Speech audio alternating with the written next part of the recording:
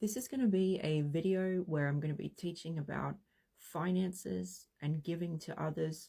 I'm learning a lot right now for the kingdom, and when I make these videos, it also helps me to learn better by talking about it.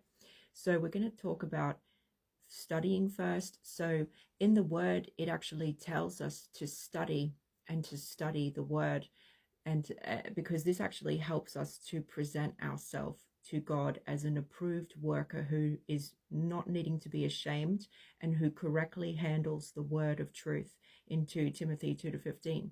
So it actually encourages us to study and be equipped with the kingdom so that we can handle everything that comes our way. So if you are in the kingdom, or you're interested in doing a life purpose in the kingdom, and you are feeling like you don't need to study, or you think that it's above you, or you think that you already know enough, then you're actually going against what the word says. It actually tells us to study if we feel called to, that is. But I think that if someone is coming from that perspective, there will come a time where you will be humbled in some way, because you will see that you will learn, or you will see that there's more for you to know. I want to talk, though, I've noticed that it's in the past a lot with dealing with clients across many years of serving people. I've noticed a lot of people say to me that they can't do their life purpose because they're not ready, or they don't have the time, or they don't have the money, or they don't have the means to. And this is all backwards if you have it this way, because not only does it say, seek first his kingdom and his righteousness, and all things shall be added onto you, in Matthew 6:33. So we're guided to put service first, to put the kingdom first, and then we will have everything we need added to us. So if you're putting money as your focus into why you're doing what you're doing, you've got it all backwards. We need to have faith in God providing for us, not in man. When we're running a life purpose or a kingdom business, we should not be depending solely on other people giving to us, because that means we're depending on man. We need to depend and have faith fully in God that he will provide for us. Because there's many verses as well about how Philippians 4:19, God will supply all my needs. Luke 12:28, God clothes the grass of the field, so he clothes his people. 2 Corinthians 9-8, God will provide all needs, and people will have plenty left over to share. There's so many promises that are made to us that we will be provided for financially. I think that if you're doing a life purpose in the kingdom, if you are pre-charging for something, say a service that you're giving, you also have it backwards, because not only does that create a blockage for people getting the help that they need to from you, from God, which is supposed to be given freely, but you're also putting your faith and your trust in man to provide for you, because what that shows is it shows a lack of faith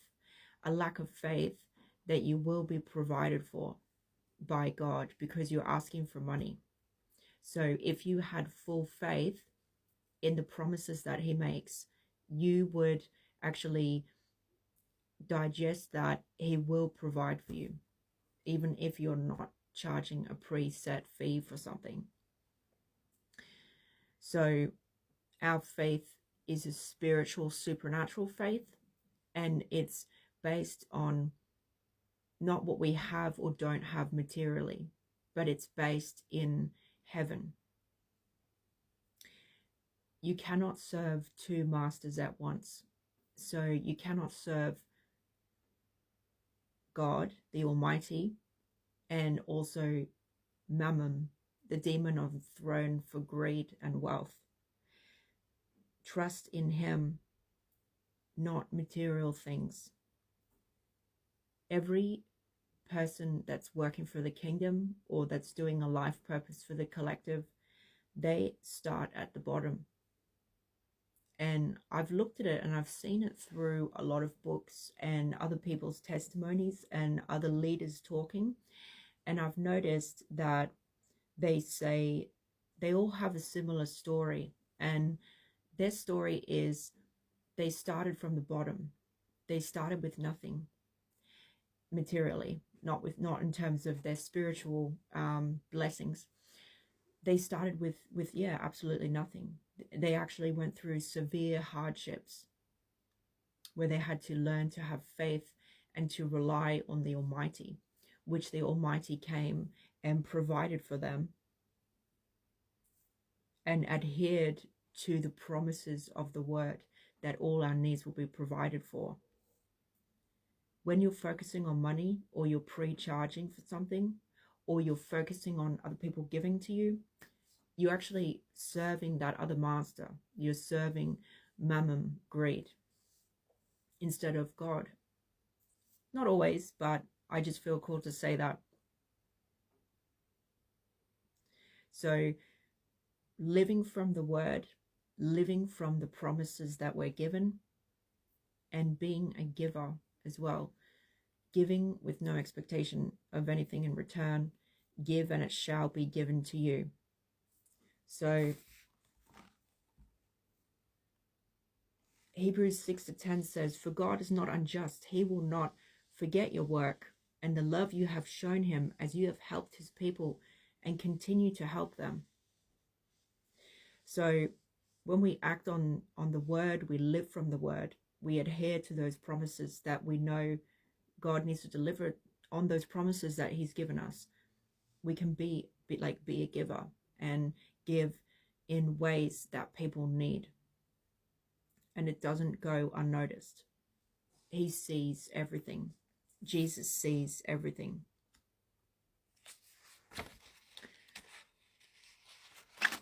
So